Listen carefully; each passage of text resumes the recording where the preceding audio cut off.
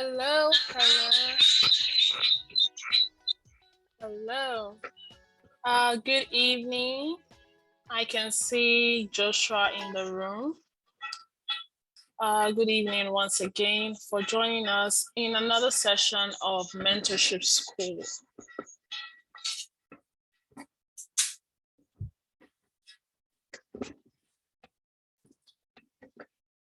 All right, so it's 6 p.m. on the dot and we'll just get started. How are you doing, Samson? I'm good. Good evening. Good evening. It's good to see you. John just joined us. Thank you very much. Yeah, welcome, John. Welcome, Joshua. You know the drill. Welcoming you to the 4th session of Mentorship School. We had our first session on the 4th, and we had Rosemary who came to talk to us about how to become a freelance content writer in 2022. And the next session we had was Lorraine Muganda, who spoke to us about what to do if the plan doesn't go as planned.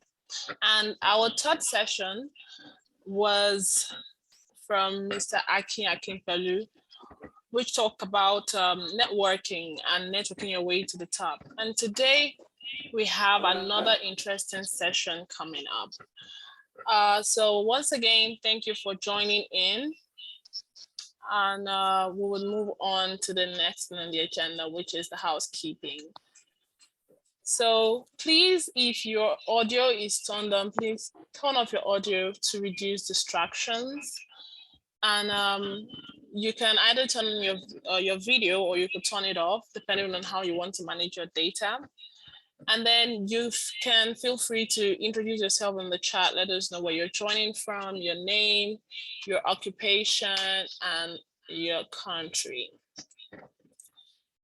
And also, while the session is ongoing, if you have questions, feel free to put them in the chat, and or you could note them down somewhere, write them down somewhere, and when it's time for the Q&A, you could ask your question.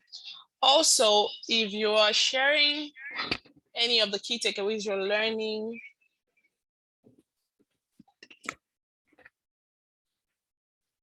if you're trying to share your key takeaways on social media, always use the hashtag Mentorship School. That way, when we want to repost whatever you've learned, we can find your post on social media. So that is it for our housekeeping.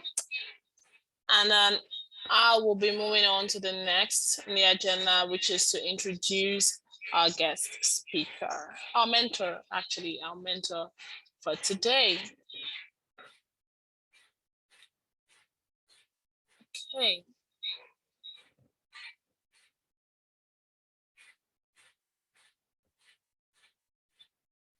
So our mentor for today, his name is Oluseun Onigbinde.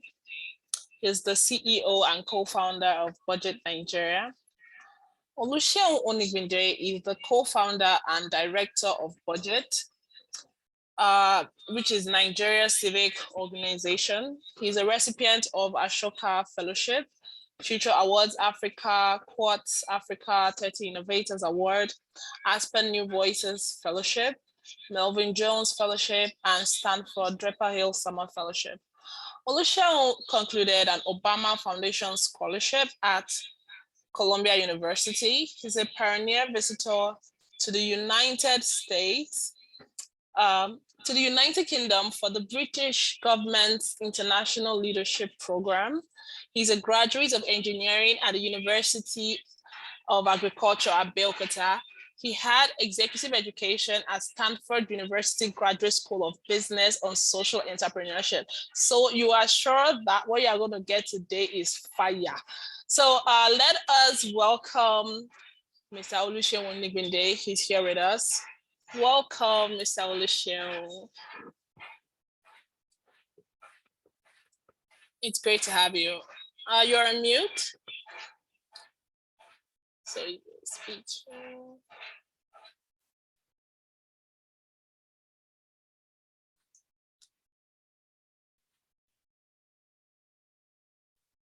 All right, Mr. Oluseun, if you can hear me, I'm not sure if you can hear me, but if you can hear me, please unmute yourself, because I don't think anyone can hear you right now.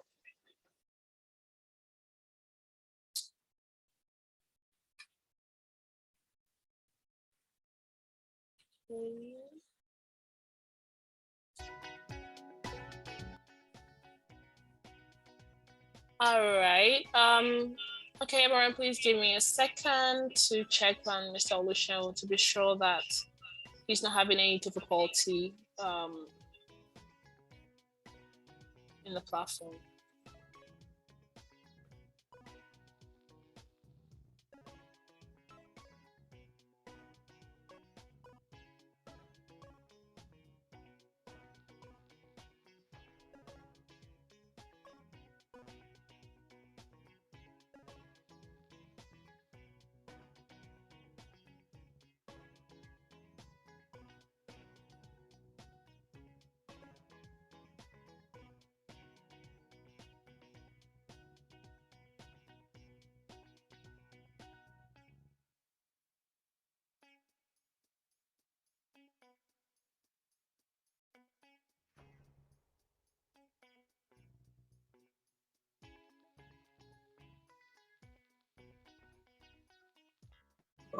Hello, people. Good afternoon. Is my audio great?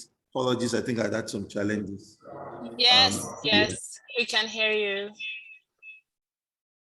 Oh, it's a pleasure being here today and trying to make sure that I get the best view for this call. But let me still try as much as. Just give me a second. Sure.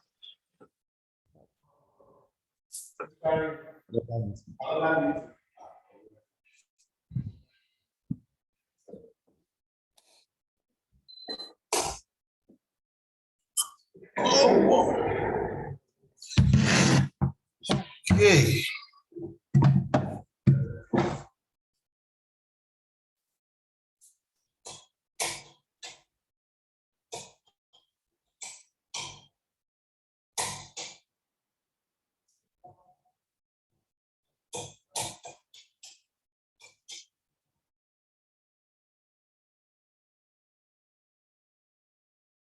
Okay. I think this might not even be the best, but we'll just make the best use of the lighting. It's not it is what it is, but we'll try. Hello, can you hear me? Yes, sir, we can hear you. The network is not that great. I don't know. I'm trying to still change it. Give me a minute.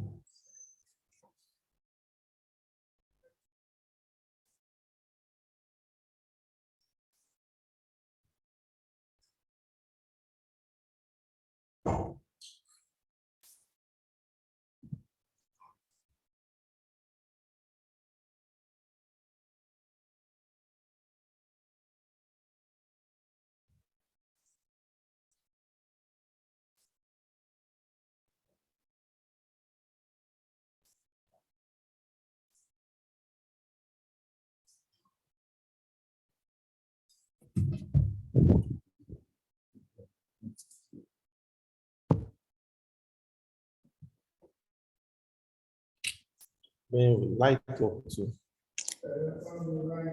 We lit up too. Yeah.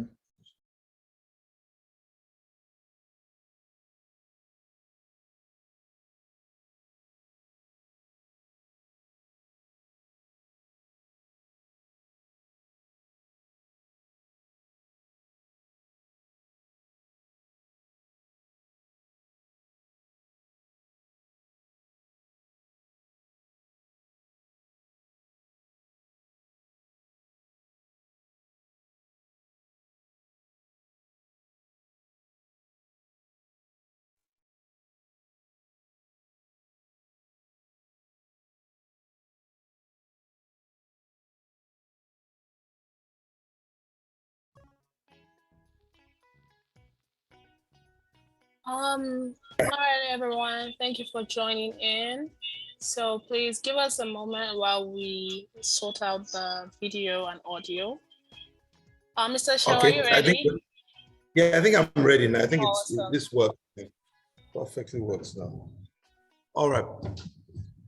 It's a pleasure being here today, and apologies for my challenges at the beginning. I was jumping out of another meeting, and I just didn't get a proper setup before we start. And it's a pleasure to meet you guys, everyone here. And, I know when I was asked to talk about this, my life has always been about governance, budgeting, public finance. So I'm not the best person to say I'm an entrepreneur in that full sense, and maybe I could call myself a social entrepreneur. But I know that principles are just principles. Whatever works in a corner, always you find that most times the same thing works across board. So we'll see how much we can dive in today to get to have a very good time today, as much as possible. And I'm thankful for the generous introduction. So, I mean, today we'll talk about mindset, networks, and skill. That's just a major conversation that we're going to have today. I don't want us to have a presentation. I want us to have a conversation. And the reason why is because entrepreneurship is a lived experience. So that you can write 5, 6, 7 books about leadership, entrepreneurship. But what matters so much more is that are you really truly invested? Have you have that lived experience? Have you walked yourself in that space to be able to say, oh, I'm an entrepreneur, I'm not an entrepreneur? And let me start by my own journey.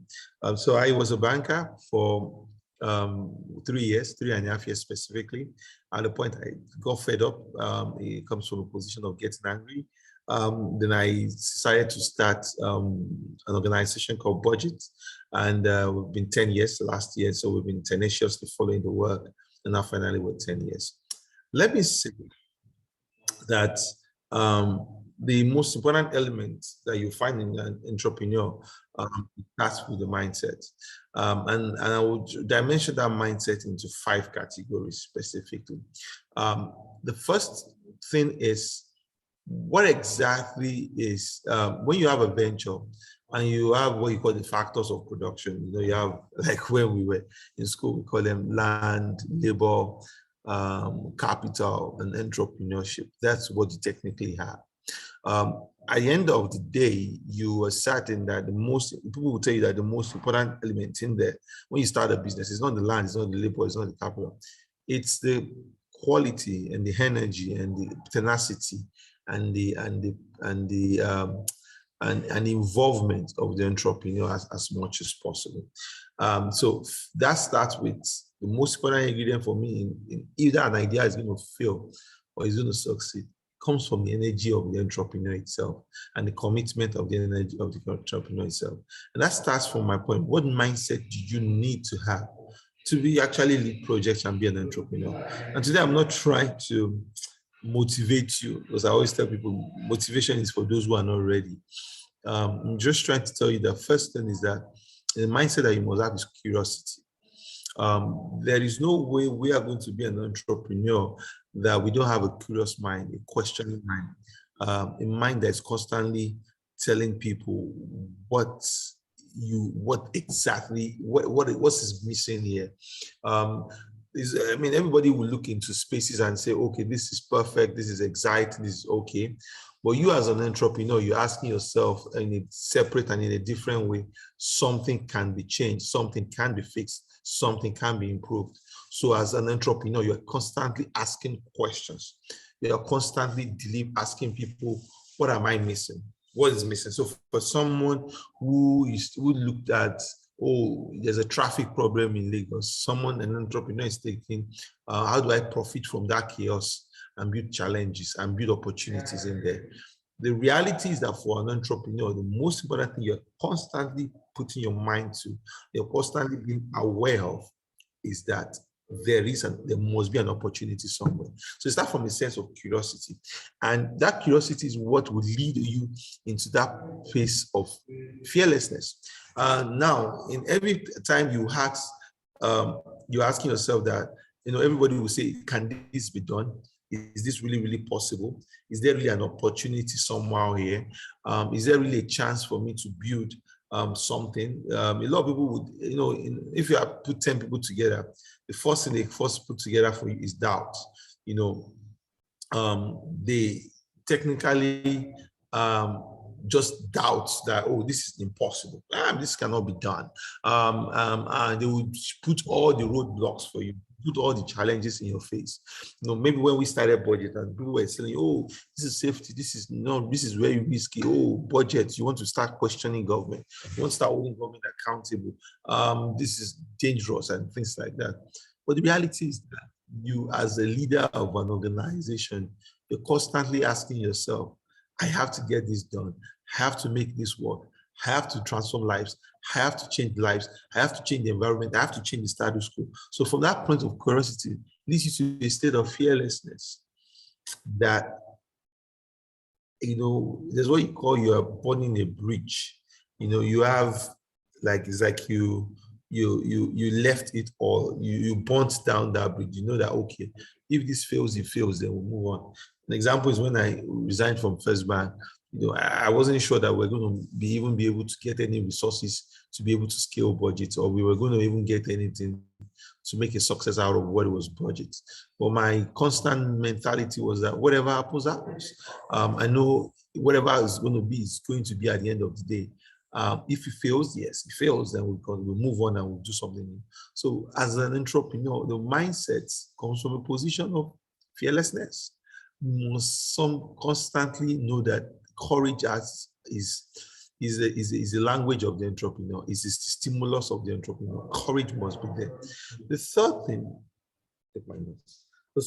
that you must have as an entrepreneur is that sense of abundance. There is always a feeling to think that whatever place you are playing is been hemorrhaged already. I mean, maybe it's been taken already. So you feel like, oh, it's a market share. Maybe someone is trying to do consulting now, and you're trying to disrupt consulting. And the fundamental thinking in your head is that, oh, there's McKinsey there, oh, there's Bain Consulting there, oh, there's Accenture there. Why am I going to be able to succeed in that kind of space? And as an entrepreneur, a mindset of abundance happens that in that midst of what it looks like is a well-thought space, in that midst of where there's an issue there, there is still an opportunity to still build something. So where people see from a position of curiosity to fearlessness, you now have a sense of abundance to believe that there is still a space for you to be able to explore something new. So it might be that people were doing something in a slower way, or they made things much more complicated, or they make things much more challenging. You just don't lose hope that, oh, that place is not possible. How am I going to crowd out? How am I going to crowd out? Everybody has taken that space. There's nothing left for me. An entrepreneur will not think that way. An entrepreneur will have a mindset that I technically have to build something new, something exciting as much as possible. And it's always important to have that sense of mindset at all times. That is critical for an entrepreneur. Number 4 for an entrepreneur, I have 5 of them. Number 4 for an entrepreneur for me is that you must be a kind of person that understands innovation. Even whatever you build or whatever you have created would not stand still. Things will still evolve. Things will still change. Things will still reform. So even, a lot of people, when you sit down and you look at what does the first website of Google look like?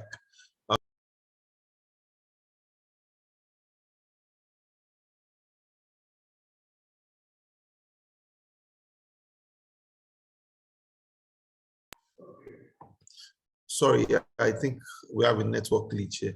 I'm just saying that what does the first website of a Google look like? What does the first website of Uber look like? What does the first website of even BudgIT look like? You know, it will look very, very shameless. It could be very, very bad. Like, oh, wow, this is how small you start.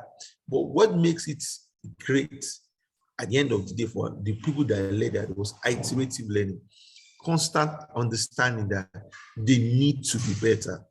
They need, even if what they created looked awesome, looked amazing, they just couldn't rest on their oars, and they just need to constantly be better and improve themselves and transform their minds. So you see, from a position of curiosity that leads to fearlessness, you know, that breeds some sense of abundance, that there's an opportunity, market opportunity here, that now transform you to that level of innovation. And that now innovation is what you create at the end of the day.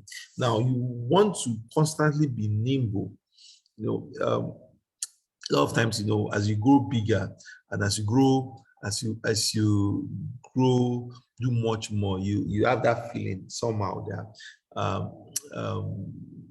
when you go big, you can't run fast. It's like an elephant.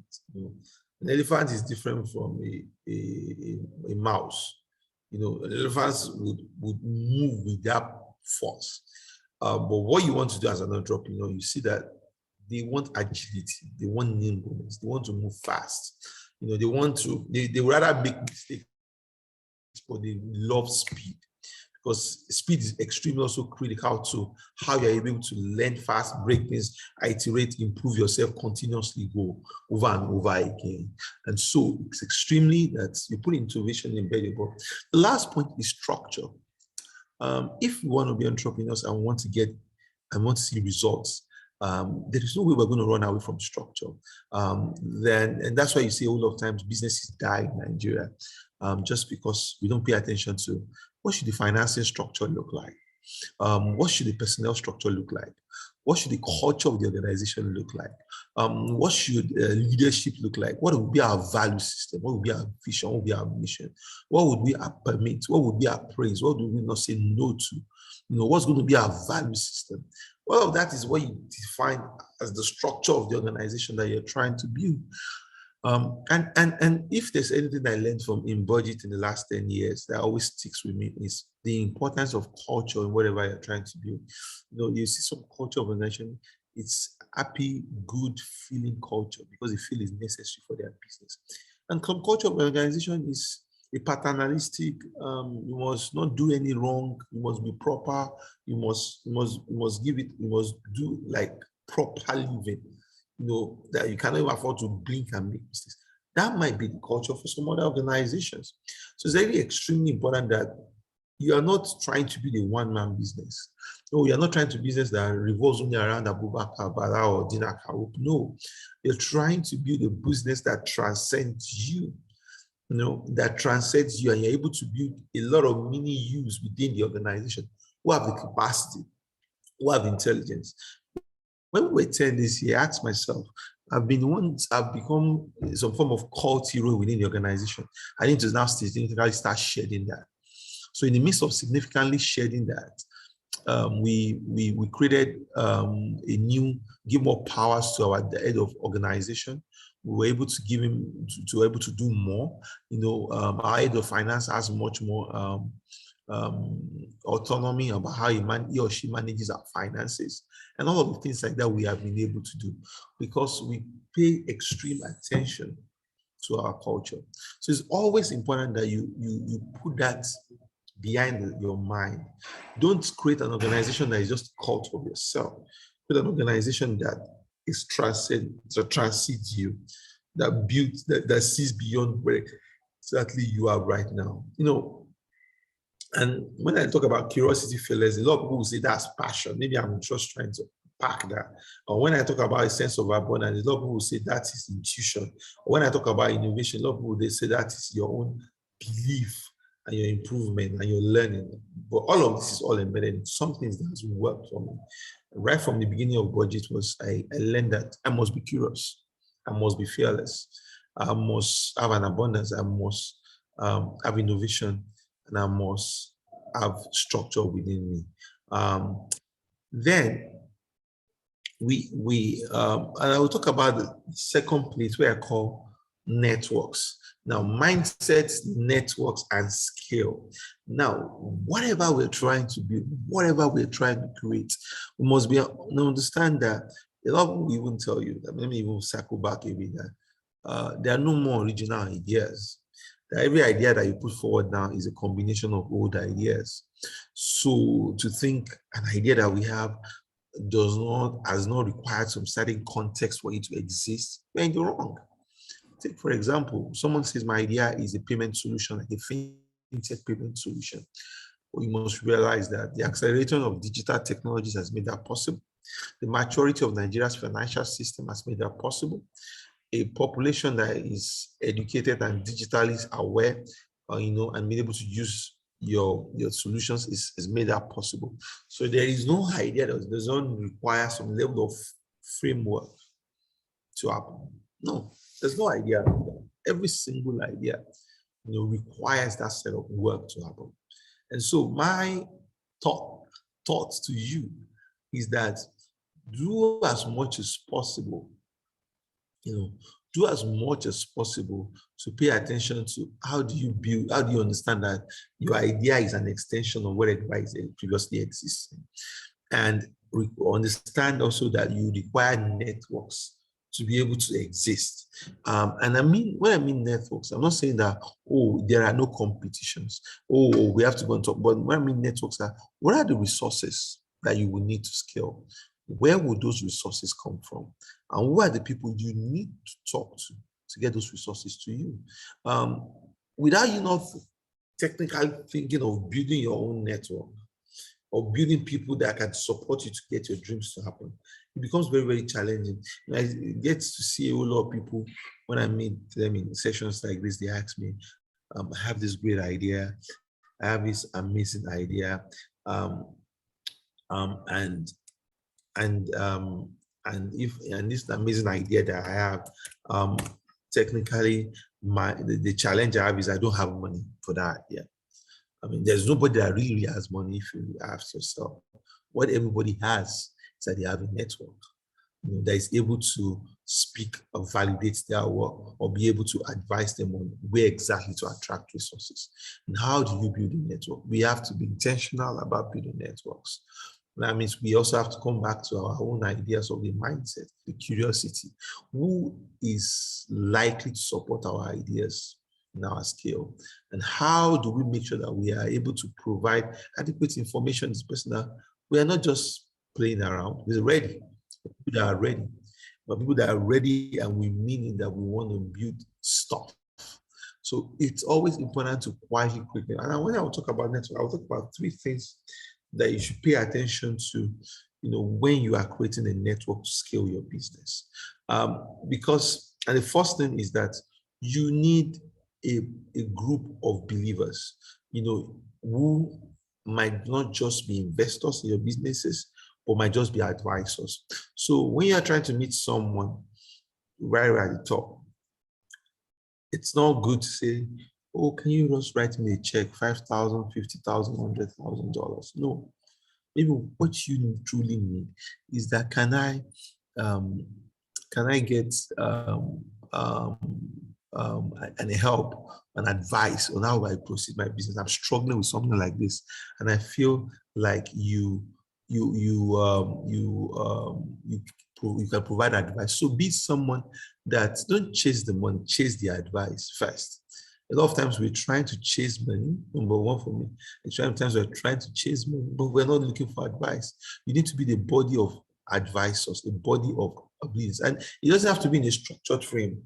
It's just about filling people in and just leaning in on them and just making them understand that I need your help on this. I've pushed within my own energy to this point. I need that. There's this Bible verse, permit me if you would allow me to quote the Bible. Say, seek ye first the kingdom of God, and everything else shall be added. The kingdom is the advice, the happiness, the countenance, the excitement, of that. There has to be there are people that I keep in my life that not because they give me money, not because they provide some form of funding for me or anything, but because I know that I value the advice they provide for me.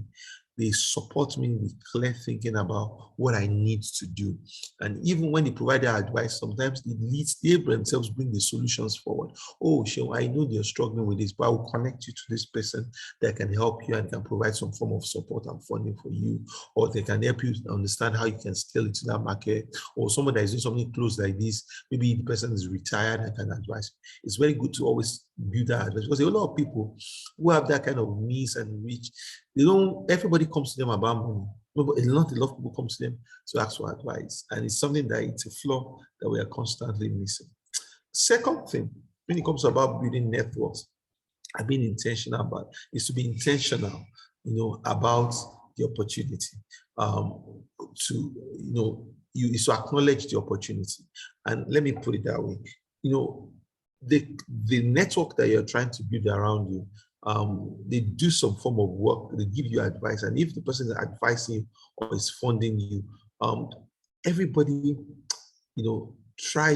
everybody has a bit of ego in them. And everybody wants that sense of ego to be amplified. For example, we raise money from donor organizations. And I always ask apart from the donor wants you to deliver the work, they want you to also talk to them about them. We want you to also talk to them talk to the world about the kind of opportunity that they are giving to you. And so for me, I always say that, you are used to sustain your work. Try as much as possible to always acknowledge the opportunity and the support that you are giving to you, either publicly, privately, to people. I'm really, really grateful for the opportunity in meeting Mrs. Ngozi Okonjo-Iweala. She was helpful and this and this and this and this like that. It's always good to be intelligent and to be mindful about what these people have offered you, what they have supported you, and to be able to acknowledge that opportunity. Number two, my network is acknowledge the opportunity. Make sure that you aren't just don't see their advice, constantly also checking on them and leaning on them and making sure that you're not trying to just get your advice and run away. You're constantly acknowledging and appreciative of that opportunity to be able to build that network. The third thing about building the network is that you have to sustain that network. Now, it takes a lot to sustain that network. You have to sustain it. And the only way you sustain that network is to always check in. You always have to check in on your network. You have to check in on your network. Are we doing it right? That sense of humility has to always come in. Are we doing it right? Are we getting it right? Does this look good? Can we learn? Can we understand what exactly we're not doing right? And we don't build networks in just a single day. And I can tell you, we could pray well, yes, but somehow at the end of the day, angels are not going to drop bills of dollars from heaven. It's going to take people leveraging on their own platforms and their own strength to get those opportunities that we need. So it's very good. Let me go wide again. That one, don't chase the money. Value advice first. Value the advice you need to scale your business, and make sure that as you're implying those advice, as you're applying those things, you are able to do them. A young lady approached me recently, and she said she wants to build some XYZ kind of solution, and she would love to have my advice. A very smart person, and she just finished school in the US. And I said, okay, yeah, let's talk about it. And she chased me for like a week or two before she would finally fit into the calendar. And at the end of this year, she laid down her ideas about what she's trying to do. And I told her, why don't start small? Or why don't keep your focus narrow? It looks like you're trying, to go too big. It looks like you're trying to go too big. Why not just keep it narrow? Because it's very important, and that you that in. And after she's said all of that, we've had a very interesting, happy, fun conversation for like an hour. So I said, okay, sir, but I would like you to be on my board of trustees. Wow. I'm like, wow. But in that moment, I feel like she knows what she's trying to do. She appreciates the advice I'm trying to give her. And I don't think that will work for everybody. But I just feel like, okay, yeah, I can offer much more than that. Now, as a board of trustee member, now I'm indebted to her to make sure that she succeeds. So don't chase that money, value that advice. Whenever you see that there's opportunity also for your funder, maybe you are offering shares, or you're offering them at a discount, and say, okay, for the advice you're giving us, we would like to offer you shares at a discount, or for the advice you give us, we would like to maybe acknowledge that in our brochure. And we just want to be sure that you're fine with that, be appreciative, and you always sustain that network by guiding it. Networks are just technically relationships. You have to manage them, you have to tend them, you have to massage them for the kind of things that you need. And that exactly is the first part of my thinking, mindset. I'm sure the timer is less than 2 minutes before it all goes up, and we'll definitely have to come back. And when we come back, we look at skill. We look at, as an entrepreneur, you've had the mindset, then you start. And you started and you're struggling, you need the networks to now understand exactly what you might be getting wrong, what you are getting right, what's this improvement. Then the final thing you want to be able to do that is you want to scale. You want to go more bigger, you want to do much more things in the right way. And a lot of times you will see that a lot of ideas fail. And why do most times people will tell you that the timing of an idea might make you fail. So Uber might not have worked 10 years or 15 years ago. YouTube, when people pay over $1 billion for YouTube, it sounded like foolishness to a lot of people because the internet access, the quality of the internet speed was not really that great then. But as an organization, as an entrepreneur, they're innovative. We can see it. They're thinking ahead. Leaders think ahead. Entrepreneurs think ahead, and it came out well for them. So it's good that we'll come back again in this session, the same session, and we'll look at how do we scale. Because apart from the timing on an idea, if there's anything that can kill an idea, is if you scale wrongfully. If you scale without, if you say, oh, I have one shop that is working well, then I have to have 5, 6, 7, 8 shops. And at the end of the day, you find out that you're just raising your cost. And at the end of the day, it doesn't work that way. We'll come back again and thank you so much. It's been a pleasure being here with you. I learned that we have to join the link all over again when this goes up. Right. Thank you, Mr. Sheo. Please, everyone, join back in. We may be